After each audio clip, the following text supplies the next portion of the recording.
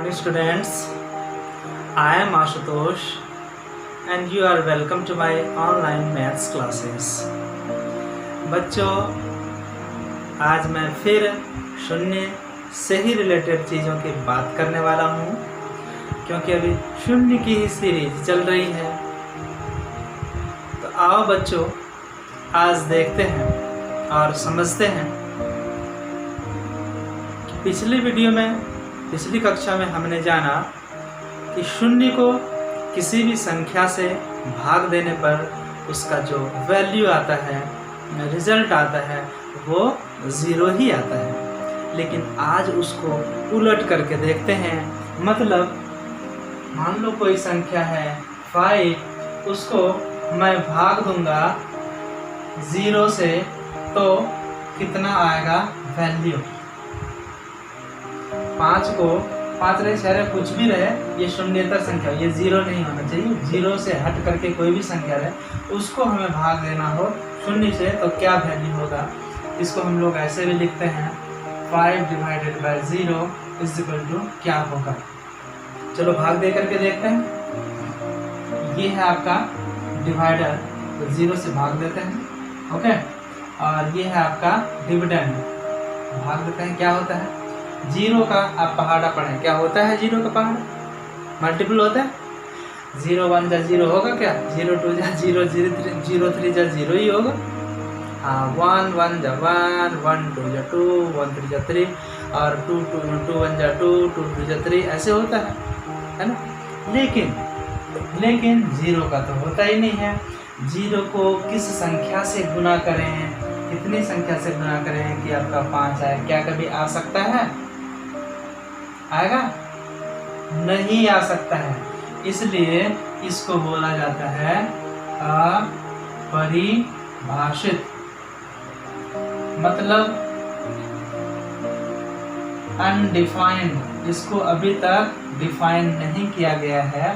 मतलब अभी भी मैथमेटिशियन जो हैं, गणितज्ञ, इसको खोजने की कोशिश कर रहे हैं कि क्या होगा इसका वैल्यू। तो इसको अपरिभाषित कहा जाता है, कि इसको नहीं बनाया जा सकता है या इसका वैल्यू नहीं निकाला जा सकता है।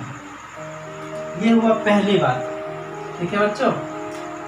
अब आते हैं दूसरा, कि बहुत सारे गणितज्ञ, बहुत सारे लोग कहते हैं कि 5 divided by 0 is equal to होता है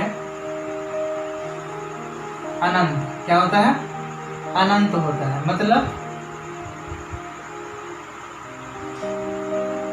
इन्फिनिटी, मतलब बहुत बड़ी संख्या। आखिर क्यों बोलते हैं, आखिर वो क्यों बोलते हैं। मान लो मैं इस संख्या को बदल दूं, यहाँ पे कर दूं, मैं कर देता हूँ 12, ठीक है, कर देता हूँ 12, ओके। क्योंकि ये ऊपर वाली संख्या कुछ भी हो सकती है। चलो अब देखते हैं, ध्यान देना बच्चों। ये वैल्यू तो ठीक है, लेकिन अनंत क्यों कहा लोगों ने। अनंत लोग क्यों कहते हैं कि इसका वैल्यू अनंत होगा, मतलब एक बहुत बड़ी संख्या होगी। बच्चों थोड़ा सा ध्यान से देखना। यहाँ ऊपर में है 12, ओके।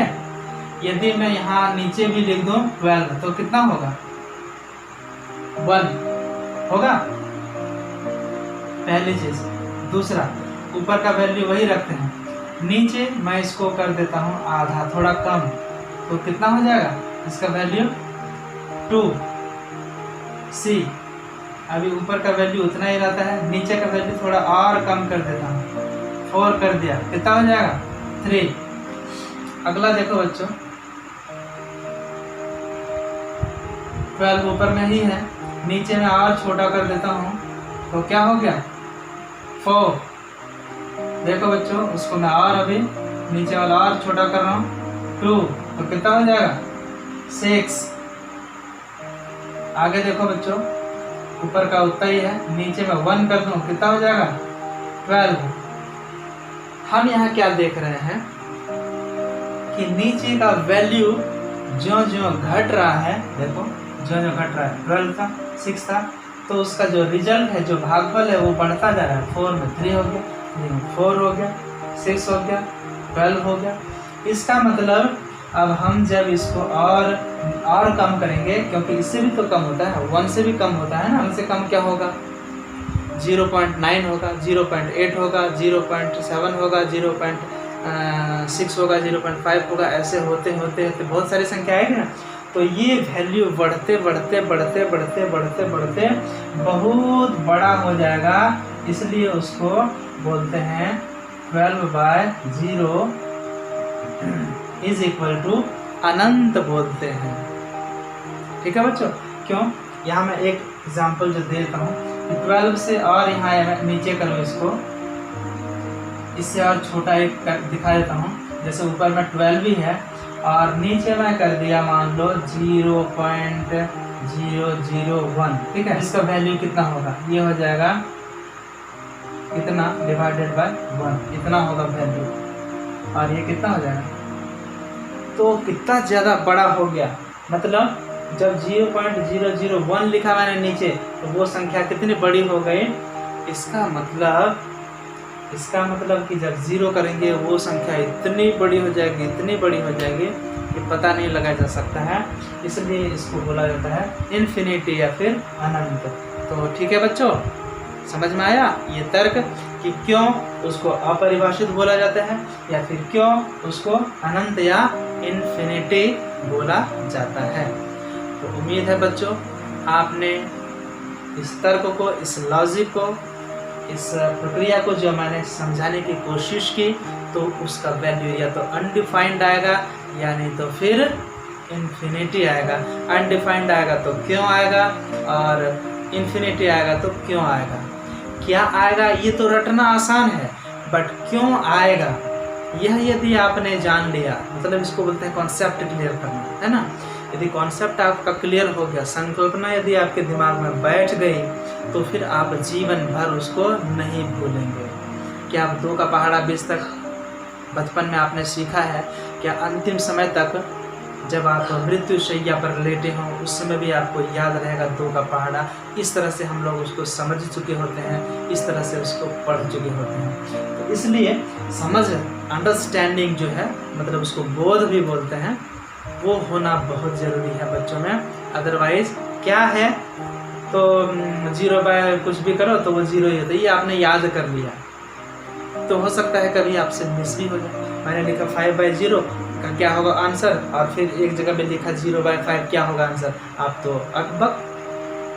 तो घबरा जाएंगे, परेशान हो जाएंगे। लेकिन जब आपकी समझ बढ़ जाएगी कि 5/0 का मतलब क्या होता है और 0/5 का मतलब क्या होता है, तो आप कभी भी घबराएंगे नहीं, कभी भी आपको परेशानी, कभी दिक्कत नहीं होगी, क्योंकि आपका कॉन्सेप्ट क्लियर हो चुका होगा। ठीक है बच्चों, आज बस इतना ही। मिलते हैं अगली कक्षा के अगली वीडियो में कुछ नई जानकारी के साथ। Thank you.